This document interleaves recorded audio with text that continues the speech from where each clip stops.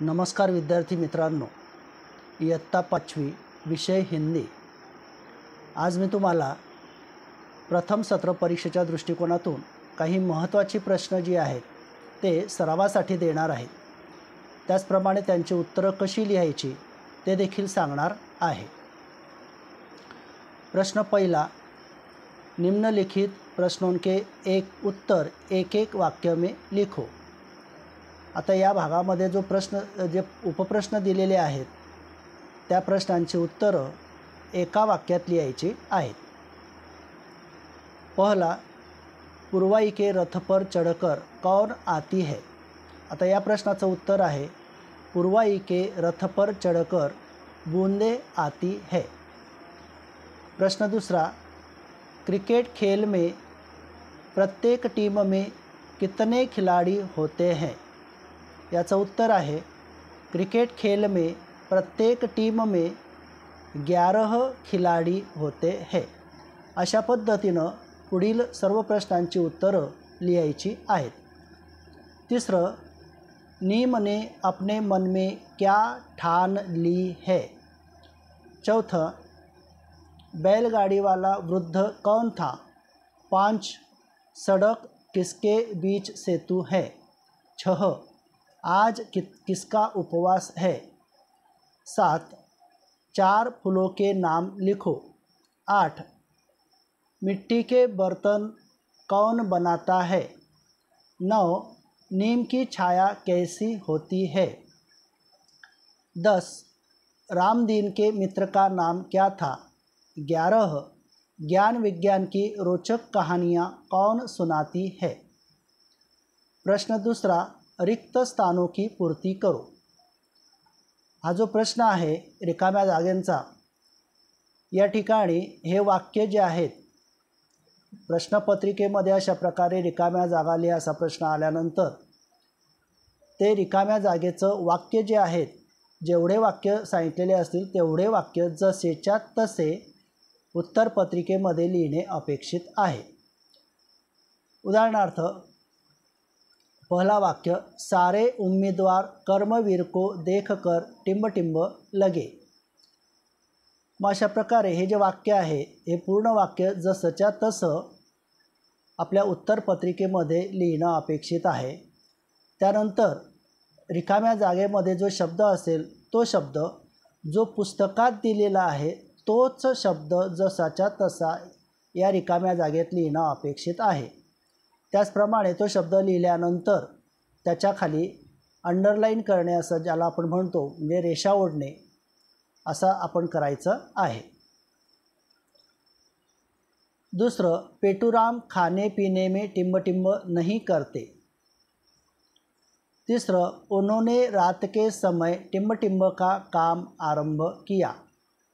4, मेंढक मोर पपीहे कोयल सबका मन टिंब टिंब बूंदे।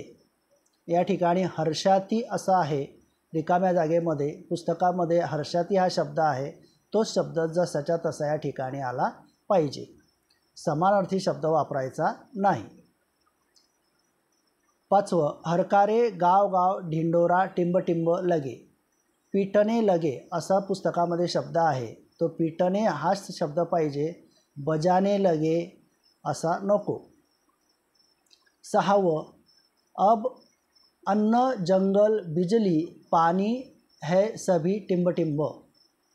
7, मैं टिंब टिंब तालाब के सामने रहता हूँ। या ठिकाणी रिकाम्या जागेमध्ये पुस्तकात छतरी असा शब्द दिलेला आहे, छत्री, तला र असं नाही, छतरी असं स्वतंत्र अक्षर आहेत, त्यामुळे छतरी असा शब्द त्या ठिकाणी पाहिजे। काही मुलं छत्री लिहितात, ते चुकीचं आहे। 8, पीछे पौधे लगाओ टिंब टिंब बचाओ। या ठिकाणी पौधे लगाओ पेड़ बचाओ, पेड़ शब्द आहे, पुस्तकामध्ये पेड़ शब्द आलेला आहे, तो पेड़ शब्दच पाहिजे, वृक्ष वनस्पती असं चालणार नाही। ते जरी बरोबर असलं तरी चूक मिळेल असं जर लिहिलेलं असेल तर। 9, टिंब टिंब से तपते लोगों को शीतलता पहुंचाती बूंदें। 10 सूरज की टिम्ब टिम्ब से मिलकर हवा शुद्ध कर देता।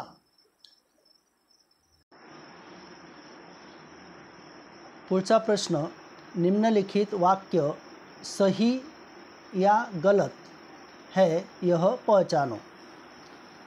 त्या ठिकाणी चिन्ह देखील दिलेलं आहे। सही म्हणजे बरोबरचं चिन्ह आणि गलत म्हणजे चुकीचं चिन्ह। मग दिलेलं वाक्य चूक आहे का बरोबर आहे ते चिन्ह त्या वाक्याच्या समोर लिहायचं आहे। मग त्यासाठी तुम्हाला उत्तरपत्रिकेमध्ये ते वाक्य देखील लिहिणं अपेक्षित आहे। केवळ अंक टाकून चालणार नाही, ते वाक्य पूर्ण लिहिलं पाहिजे आणि त्याच्या समोर किंवा त्याच्या खालच्या ओळीवर उत्तर म्हणून सही या गलत त्याचं चिन्ह किंवा तो शब्द लिहिला तरी चालेल। वाक्य बरोबर असेल तर सही लिहायचं, वाक्य चुकीचं असेल तर गलत असा शब्द लिहायचा किंवा चिन्ह वापरायचं। पहला वाक्य, व्यायाम करने से शरीर स्वस्थ रहता है।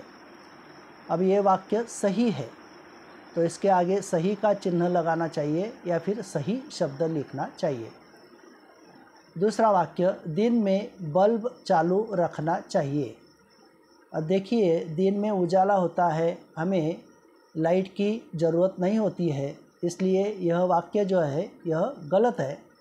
इसलिए यह वाक्य लिखने के बाद गलत का चिन्ह लिखना चाहिए या फिर गलत यह शब्द लिखना चाहिए।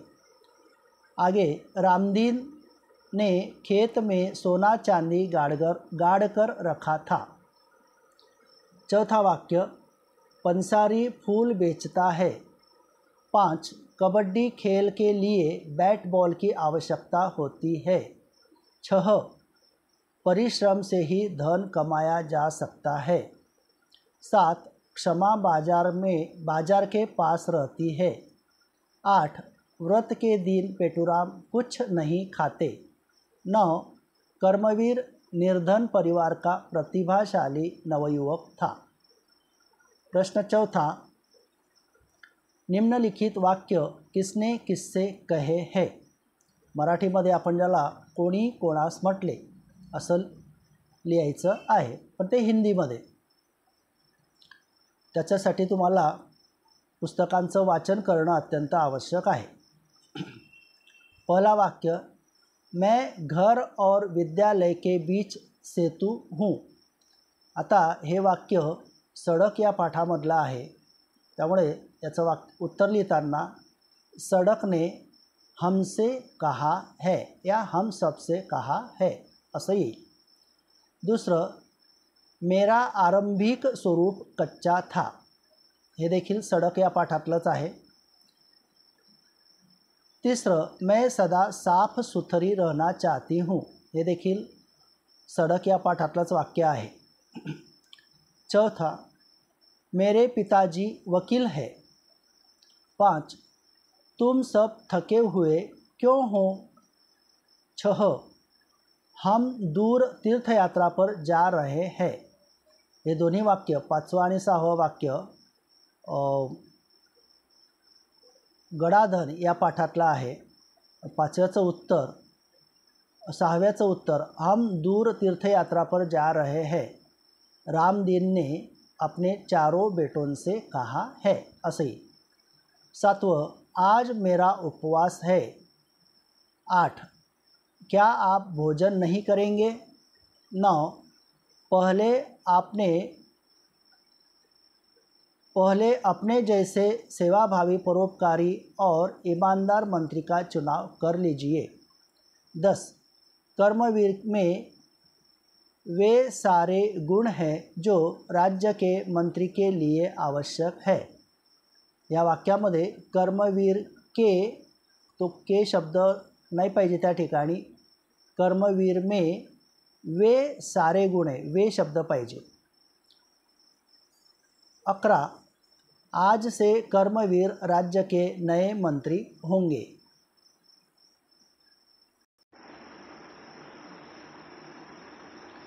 प्रश्न 5वां, निम्नलिखित प्रश्नों के उत्तर 2-3 वाक्य में लिखो। आता यामध्ये जे काही उपप्रश्न दिलेले आहेत त्या प्रश्नांची उत्तरं 2 ते 3 वाक्यामध्ये तुम्हाला लिहायची आहेत। त्यासाठी त्या प्रश्नाच्या संदर्भात जी काही माहिती पुस्तकामध्ये आलेली आहे ती 2 ते 3 वाक्यामध्ये तुम्हाला लिहिता आली पाहिजे. उदाहरणार्थ पहिला प्रश्न, बूंदे क्या क्या करती है. आता त्या कवितेमध्ये जे काही आलेले आहे बूंदेच्या संदर्भात ते तुम्हाला लिहिता आलं पाहिजे. उदाहरणार्थ त्याचं उत्तर, बूंदे रिमझिम गीत गाती है. बूंदे खेतों बागों मैदानों में हरियाली फैलाती है. वे गर्मी से तपते लोगों को शीतलता पहुंचाती है. उसी तरह मेंढक, मोर, पपीहे, कोयल इत्यादि प्राणियों का मतलब सबका मन वह हर्षाती है, सबको आनंद देती है. उसी तरह पुरवाई के रथ पर चढ़कर वह इठलाती है और मुस्कुराती है. अशा प्रकारे या प्रश्नाचं उत्तर 3 ते 4 वाक्यामध्ये तुम्हाला लिहिता आलं पाहिजे. दूसरा प्रश्न, योग्य चुनाव, इस कहानी से हमें क्या सीख मिलती है. तीसरा प्रश्न, बधाई कार्ड बनाने के लिए कौन सी सामग्री लगती है. बधाई कार्ड बनाने के लिए जो साहित्य उस पाठ में बताया गया है वह सब साहित्यों के नाम आपको यहाँ पर लिखने हैं. चौथा, नीम के पेड़ से हमें क्या क्या फ़ायदे होते हैं. दवाइयाँ मिलती है, नीम से शीतल छाया मिलती है, प्राणवायु मिलता है. इस तरह जो भी उस पाठ में बताया गया है वे सारे फायदे आपको यहाँ पर लिखने हैं. 5, व्यायाम करने से हमें कौन से लाभ होते हैं. व्यायाम करने से हमें कौन से लाभ मतलब फ़ायदे होते हैं वह यहाँ पर लिखना है. 6, सड़क को दुख कब होता है. 7, आप पानी की बचत कैसे करोगे. प्रश्न 6, मातृभाषा में अनुवाद करो. आप में से बहुत से बच्चे जो है उनकी मातृभाषा मराठी है. आप लोग मराठी में महाराष्ट्र में जन्मे हैं, जन्म से आप मराठी भाषा बोलते हैं, इसलिए मराठी यह आपकी मातृभाषा है. तो मातृभाषा मराठी में आपको अनुवाद, ज्याला आपण रूपांतर म्हणतो, ते करता आलं पाहिजे. काही ठिकाणी तुम्हाला वाक्य दिलेले असतील, काही ठिकाणी तुम्हाला शब्द देखील दिलेले असतील. मग त्याला मराठीमध्ये काय म्हणतात, त्याला मराठीत भाषांतर काय आहे ते तुम्हाला करता आलं पाहिजे. उदाहरणार्थ या ठिकाणी शब्द दिलेले आहेत. एक गुब्बारा, मग त्याला मराठीमध्ये फुगा म्हणतात, फुगा. बिल्ली, मांजर. पाठशाला, विद्यालय किंवा शाळा. अशा पद्धतीनं त्या शब्दांचे मराठी अर्थ तुम्हाला लिहिता आले पाहिजे. बिजली, कतार, दाहिना, अस्पताल, कुम्हार, बधाई, चुनाव. चुनाव म्हणजे निवडणूक किंवा निवड. अशा प्रकारे काही ठिकाणी तुम्हाला वाक्य देखील दिलेले असू शकतात. उदाहरणार्थ, भारत मेरा देश है. मग त्याचं मराठीमध्ये भाषांतर, भारत माझा देश आहे. मैं हर रोज स्कूल जाता हूँ किंवा पाठशाला जाता हूँ. मग त्याचं मराठीमध्ये रूपांतर, मी दररोज शाळेत जातो. अशा प्रकारे मराठीत भाषांतर तुम्हाला लिहिता आलं पाहिजे. तिलचट्टा म्हणजे झुरळ. अशा प्रकारे. त्याच्यानंतर पुढचा प्रश्न आहे, उचित जोडिया मिलाव. या ठिकाणी 2 गट दिलेले आहे, अ गट आणि ब गट. मग परीक्षेमध्ये उत्तर लिहिताना अ गटातले शब्द जे आहेत ते एकाखाली एक लिहून घ्यायचे आणि मग ब गटातले जे शब्द असतील ते शब्द जसेच्या तसे न लिहिता अ गटातील शब्दांच्या संदर्भात असलेलं त्याचं उत्तर जे असेल ते त्याच्या समोर लिहायचं आहे. उदाहरणार्थ या ठिकाणी अ गटामध्ये शब्द दिलेले आहे, बुवाजी, बिजली, सडक, दादाजी, मंगलसेन, जगतराम. ब गटामध्ये शब्द दिलेले आहेत, कोलतार, पिताजी की बहन, पंखा, बल्ब, मंत्री, पिताजी के पिताजी. राजा। माता बुवाजी, बुवाजी कोणाला म्हणतात तर पिताजी की बहन, हे त्याचं उत्तर आहे। मग बुवाजी या शब्दाच्या समोर पिताजी की बहन असं तुम्ही लिहिलं पाहिजे। बाण दाखवायचे नाही, रेषा मारायच्या नाही, तिरप्या तारप्या रेषा मारायच्या नाही, उत्तर त्या शब्दाच्या समोर लिहिलं पाहिजे।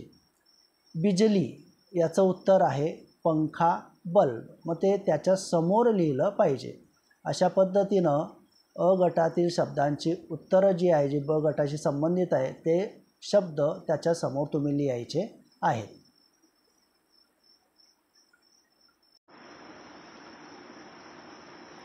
अगला प्रश्न, बताओ मैं कौन हूँ, मी कोण आहे हे ओळखा, असा तो प्रश्न आहे। उदाहरणार्थ पहिला प्रश्न, मैं मरीज की सेवा करती हूँ, याचं उत्तर आहे नर्स। काही मुलं याचं उत्तर डॉक्टर लिहितात, ते चुकीचं आहे। डॉक्टर जांचता है, इंजेक्शन लगाता है, हमें दवाइयाँ लिख कर देता है, लेकिन मरीज की सेवा करने वाले जो होते हैं अस्पताल में, उसे नर्स कहते हैं। अगर औरत होती है तो उसे नर्स कहते हैं, अगर आदमी होता है, लड़का होता है, तो उसे कंपाउंडर कहते हैं। दूसरा, मैं डाक पहुंचाता हूँ, आपलं पत्र टपाल आपल्यापर्यंत पोहोचवणारा जो असतो त्याला आपण मराठीमध्ये किंवा इंग्रजीमध्ये पोस्टमन म्हणतात, उसे हिंदी में डाकिया कहते, तो उसका उत्तर डाकिया है। इस तरह इनके उत्तर आपको लिखने हैं। 3, मैं मिट्टी के बर्तन बनाता हूँ।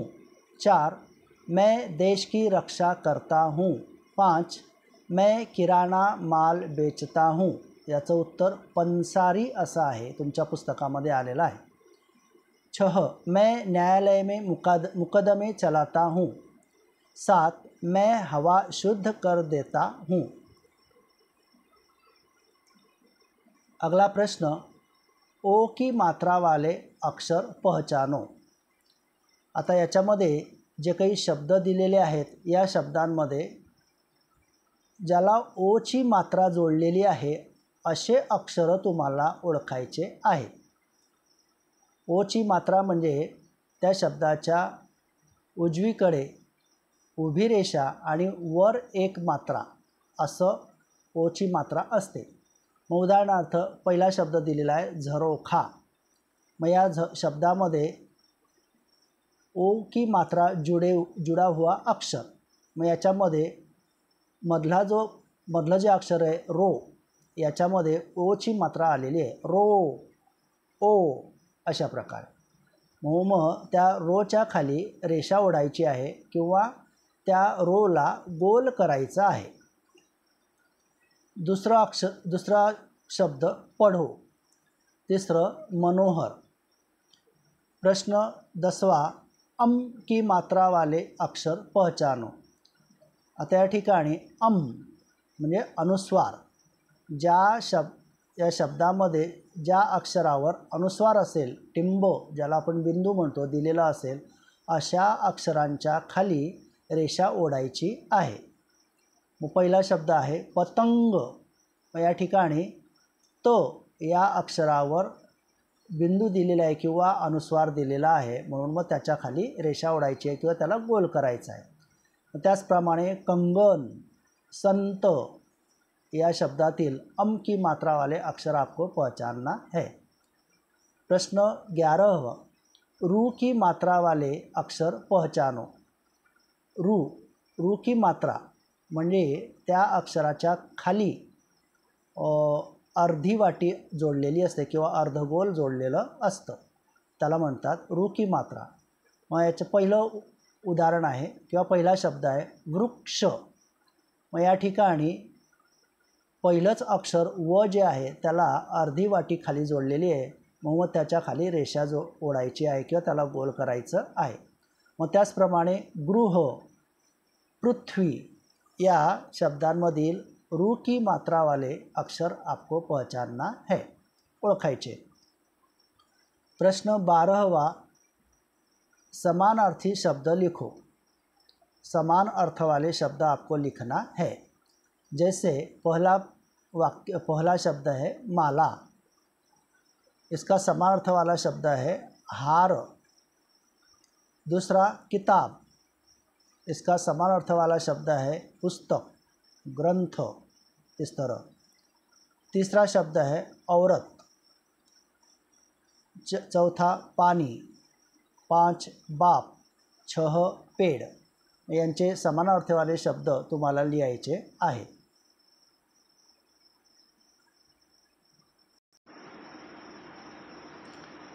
प्रश्न 13वां, कोष्ठक में दिए गए शब्द उचित जगह लिखकर निबंध पूर्ण करो। अशा प्रकारे काही वाक्य दिलेले असतील आणि काही शब्द दिलेले असतील, त्या वाक्यामध्ये रिकाम्या जागा दिलेल्या असतील, त्या कंसामध्ये जे शब्द दिलेले असतील सुरुवातीला, त्यातले शब्द कोणत्या रिकाम्या जागेमध्ये कोणता शब्द येईल हे विचारपूर्वक ठरवायचं आहे आणि त्यानंतर त्या वाक्यामध्ये रिकाम्या जागेत तो शब्द लिहून वाक्य पूर्ण करायचे आहे। त्या शब्दाच्या खाली रेषा ओढायची आहे, अंडरलाईन आपण ज्याला म्हणतो। उदाहरणार्थ या ठिकाणी दिलेला आहे, कंसामध्ये शब्द दिलेले आहे घरो, शुभेच्छा, दीपक, अमावस, लक्ष्मी। या ठिकाणी जे वाक्य दिलेले आहेत 5 ते दिवाली या सणाच्या संदर्भात आहे। दिवाली इस त्योहार के संबंध में ये वाक्य है। पहला वाक्य, दिवाली का त्यौहार अश्विन महीने की टिम्ब टिम्ब को मनाया जाता है। दूसरा, दिवाली के लिए सभी लोग टिम्ब टिम्ब की सफाई और सजावट करते हैं। तीसरा वाक्य, दिवाली के दिन टिम्ब टिम्ब देवी की पूजा करते हैं। चौथा वाक्य, दिवाली के दिन टिम्ब टिम्ब जलाते हैं। पांचवा वाक्य, हम एक दूसरे को दिवाली की टिम्ब टिम्ब देते हैं। अशा प्रकारे त्या कंसामध्ये दिलेले जे शब्द आहेत त्यातील योग्य शब्द योग्य रिकाम्या जागेमध्ये भरून वाक्य पूर्ण करायचे आहेत, असा प्रश्न येऊ शकतो। किंवा प्रश्न 14वां, निबंध लिखो। तुम्हाला काही विषय दिलेले असतील, त्या विषयावर आधारित तुम्हाला निबंध लिहिता आले पाहिजे किंवा लिहायचे असतात। या ठिकाणी समजा वाक्य दिलेले नसतील आणि फक्त विषय दिलेला असेल दिवाळी, मग अशा प्रकारे तुम्हाला या ठिकाणी 5च वाक्य दिलेले आहेत। मग दिवाळीच्या संदर्भात तुम्हाला हिंदीमध्ये 7-8 वाक्य तरी लिहिता आले पाहिजे। दुसरा विषय दिलेला या ठिकाणी मेरी पाठशाला, शाळेच्या संदर्भात माहिती तुम्हाला लिहिता आली पाहिजे। आता तुम्ही यावर्षी नवीन प्रवेश घेतलेला आहे, परंतु कोरोना व्हायरसमुळे शाळा अजून उघडलेल्या नाही आहे, त्यामुळे तुम्ही आता नवीन शाळा पाहिलेली नाही आहे। शाळेमध्ये कोणकोणते उपक्रम चालतात, शाळा कशी आहे, काय आहे हे तुम्हाला माहीत नसेल, त्यामुळे तुम्ही तुमच्या जुन्या शाळेसंबंधित माहिती लिहिली तरी चालेल। त्याच्यानंतर दुसरा विषय या ठिकाणी दिलेला आहे किसान। किसान म्हणजे शेतकरी। मग या शेतकऱ्याबद्दलची माहिती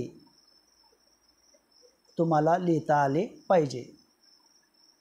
तुमचे निबंध लिहून झालेले आहेत, शिकवलेले आहेत, तेव्हा या निबंधाबद्दलची माहिती तुम्हाला लिहिता आली पाहिजे। परीक्षेसाठी तुम्हाला शुभेच्छा। परीक्षेमध्ये उत्तरं लिहिताना व्यवस्थित पहिल्यांदा आखणी करून घ्यायची आहे पेपरची। कुठल्याही प्रकारची खळाखोळ न करता सुवाच्य अक्षरात शुद्ध लेखनासह योग्य ती उत्तरं तुम्ही परीक्षेमध्ये लिहायची आहेत। अशा प्रकारे तुम्ही परीक्षेमध्ये चांगल्या प्रकारे उत्तरं लिहाल आणि भरपूर गुण तुम्ही मिळवाल अशी अपेक्षा ठेवतो। धन्यवाद।